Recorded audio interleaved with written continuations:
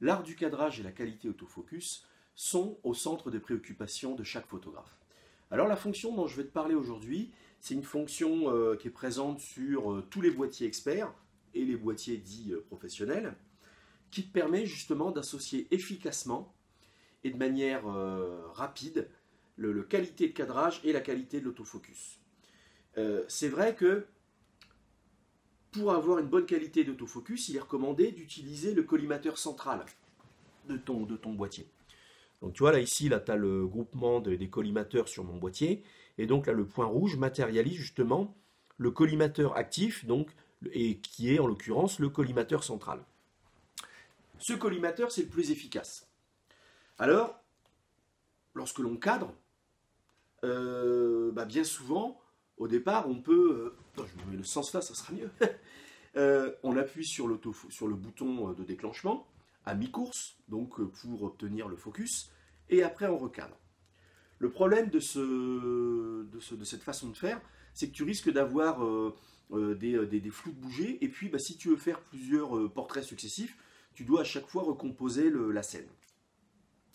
En plus, tu vois, bon, j'exagère un petit peu, parce que bon, ça c'est vraiment une erreur de débutant, mais rien que le fait d'appuyer sur le déclencheur, tu peux justement donc, provoquer un mouvement qui va fléchir légèrement le boîtier dans un sens ou dans un autre. Hein. Là, j'exagère le mouvement. Mais il ne suffit pas de grand-chose pour provoquer un flou de bouger sur l'image. Hein. C'est-à-dire, donc un flou de bouger, c'est donc quand ta photo, elle n'est pas floue, mais elle n'est pas non plus franchement nette. Enfin, elle n'est pas nette sur le centre d'intérêt de ta photo. Donc si je prends l'exemple d'une photo d'une personne cadrée en plan américain, donc c'est-à-dire un plan qui va cadrer à mi-cuisse jusqu'à au-dessus de la tête, bien évidemment, eh bien si tu n'as pas un parfait focus au niveau du visage, ta photo elle est difficilement exploitable. Hein. Et donc justement, donc, il faut avoir un bon focus sur le visage. Alors, une autre solution aussi, c'est de solliciter un collimateur périphérique, c'est-à-dire faire coïncider le visage avec un collimateur autofocus. C'est-à-dire, bon là ici j'ai mon groupement, encore une fois, eh bien je vais chercher à sélectionner un collimateur autofocus, par exemple, qui est situé sur la périphérie externe de mon groupement. Hein. Bon, idéalement, on va chercher à associer le visage de la personne avec le point de croisement imaginaire des lignes des tiers. Donc admettons la ligne des tiers horizontale et la ligne des tiers verticale, enfin l'une des lignes verticales et l'une des lignes horizontales, pour placer le visage sur ce point d'intersection, parce que là, en termes de lecture de ton image, tu sais que c'est la façon de composer ton image la plus efficace. Donc idéalement, tu peux décider de sélectionner le collimateur qui se trouve au plus près de cette fameuse ligne de croisement, de ce point de croisement, pardon, pour positionner le visage de ton sujet et puis à l'issue donc déclencher. Alors, le problème de cette manière de faire aussi, c'est que les collimateurs externes sont les moins efficaces. Typiquement, par exemple, tout à l'heure, donc je te parlais du collimateur central, le plus efficace, mais les deux collimateurs les moins efficaces, quand tu tiens ton boîtier de manière classique, c'est-à-dire avec le capteur orienté en mode paysage, c'est les deux collimateurs qui se situent à l'extrême gauche et à l'extrême droite de ton groupement. Encore une fois, je vais te faire voir. Donc tu vois, ce serait ce collimateur-là et ce collimateur ici. Hein. C'est les moins efficaces. Et pourtant, justement, en termes d'optimisation de la lecture de ton image, j'allais dire, c'est des collimateurs qui sont idéalement placés. Alors donc, la solution dont je voulais te parler, en fin de compte, c'est d'apprendre à découpler le déclenchement de l'autofocus. Parce que ça va te permettre de composer ta photo comme tu le veux, de manière idéale. Alors, de manière classique, on appuie sur le déclencheur à mi-course, et une fois que le focus est fait, on déclenche. Hein. Si tu veux utiliser le collimateur central, ce que je te recommande fortement, donc tu vas faire le focus sur le visage de ton sujet. Là, toujours si on reste sur l'exemple d'un portrait américain. Donc voilà, on va faire jusqu'au bout. Donc comme ceci, je vais tenir mon boîtier comme ceci. J'appuie à mi-course, je fais le focus et je décale, c'est-à-dire je recompose. Le problème, c'est que lorsque tu vas déclencher, c'est là où tu as un risque de faire un flou de bouger. En plus, si tu veux faire plusieurs portraits à la suite, tu sais, ce que je te recommande aussi d'ailleurs, moi quand je fais un portrait, j'en fais toujours 2 ou 3, parce que il y aura toujours un moment où l'expression du regard de la personne sera plus percutante. Hein. Mais si tu fais de manière, en utilisant le déclencheur, hein, donc tu appuies à mi-course pour faire le focus, tu recomposes ta scène, tu déclenches. Mais si tu veux faire 3 portraits de suite, tu dois refaire la manip 3 fois de suite. Tu vois. Donc tu vois, c'est pas très pratique, et puis surtout pas très, très rapide hein, comme mode opératoire. Alors la fonction dont je voulais te parler aujourd'hui, c'est une fonction donc qui est très efficace, alors qui nécessite une petite gymnastique de rééducation, hein, parce que bon voilà, parfois on est tellement habitué à utiliser le déclencheur pour faire le focus que voilà, on a été un peu conditionné de cette façon-là. Et donc si tu dissocies le focus du déclenchement, tu dois un petit peu te rééduquer ton geste.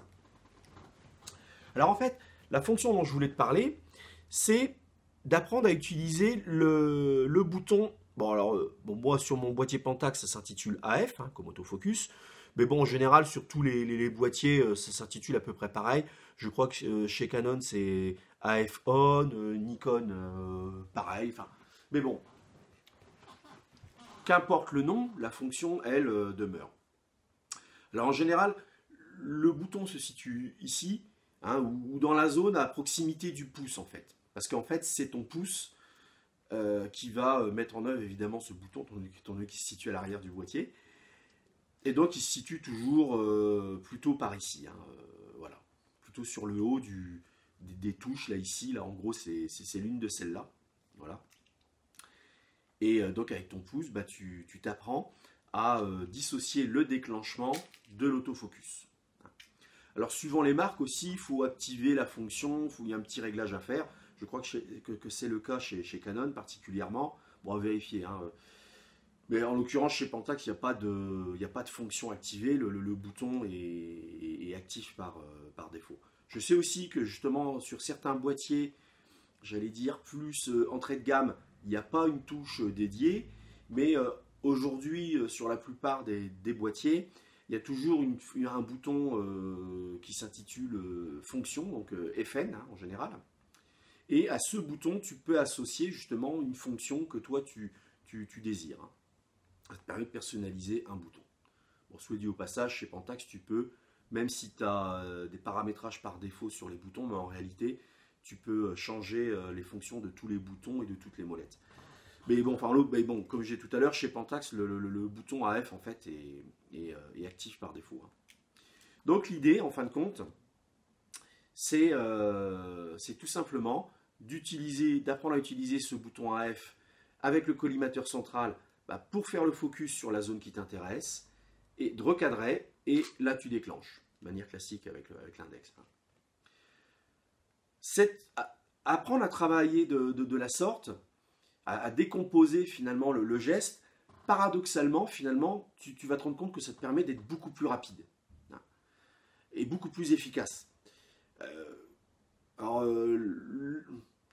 Là où c'est le plus indiqué d'utiliser, l'un des cadres d'emploi où c'est particulièrement recommandé, si ce n'est essentiel, d'utiliser le bouton AF, c'est dans la photo sportive par exemple. Parce que là, tu peux pas, voilà. Alors qu'avec le bouton AF, l'intérêt, c'est que, et puis en utilisant le mode autofocus suivi, alors je crois que chez Canon on parle de AF, le mode poursuite quoi. Hein, alors suivant les marques, ça s'intitule différemment. AFC en général, voilà. SC comme continu. Hein. Et S comme solo. Je crois justement, donc chez Canon on parle de AF cerveau et voilà. Mais donc quand tu utilises l'autofocus continu, eh bien, donc avec ton pouce, donc tu maintiens appuyé le bouton AF, et comme ça, tu poursuis ton sujet. Donc, admettons, je sais pas, un joueur de basket, eh ben, tu fais l'autofocus sur ton joueur, et tu poursuis ton joueur, et quand tu juges que la scène vaut le coup d'être, enfin, que ça va être l'instant décisif, hein, comme on dit, et ben là, tu déclenches.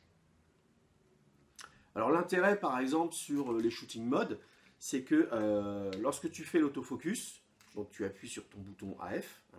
Alors évidemment, oui, sur les grips, en général, le bouton AF est reporté. Hein. C'est pas en général, c'est quand le bouton AF est présent sur le boîtier, il est toujours reporté sur le grip, parce que ça, c'est une fonction essentielle, et tu verras, tous les photographes, en fait, qui ont une certaine expérience, utilisent cette fonction, et c'est pas par hasard. Hein. Donc, lorsque tu fais ton focus sur le visage de ton modèle, après tu déclenches, mais tu peux déclencher autant de fois que tu veux. C'est-à-dire le point autofocus est verrouillé si tu préfères. Donc, tu n'as pas besoin de refaire le focus comme lorsque tu utilises le bouton déclencheur pour faire l'autofocus, hein, en l'enfonçant à mi-course. Alors, c'est vrai qu'une fois que tu as pris l'habitude d'utiliser ce mode opératoire, je t'assure que de ne plus le faire, c'est très dur. C'est-à-dire que si tu as pris l'habitude de dissocier le point focus du déclenchement, tu verras que c'est très dur après de faire marche arrière. C'est-à-dire que c'est assez déstabilisant de faire des photos en n'utilisant que le déclencheur. Et d'ailleurs, tu verras également, tu pourras constater que lorsque tu fais l'editing d'un reportage, quel qu'il soit, tu te rendras compte que tu auras beaucoup moins de déchets que précédemment. Parce que comme tu es beaucoup plus efficace, tu vas vite te rendre compte que tu as beaucoup moins de photos avec un flou de bouger. Alors après, bien sûr, tu peux avoir des photos que tu rejettes dans ton editing, parce que, je sais pas, soit mal cadré, soit parce que c'est pas le bon instant décisif qui a été capturé. Mais tu verras que tu auras beaucoup moins de déchets en termes d'autofocus. Écoute, si tu mets en œuvre ce mode opératoire, tu vas te rendre compte que tu vas faire rapidement des progrès très nets en ce qui concerne la composition de tes images. Et puis donc ça va te permettre de plus t'éclater, de plus te faire plaisir, et donc du coup de plus progresser. Hein. Nous on se dit à bientôt dans une prochaine vidéo. Allez, salut!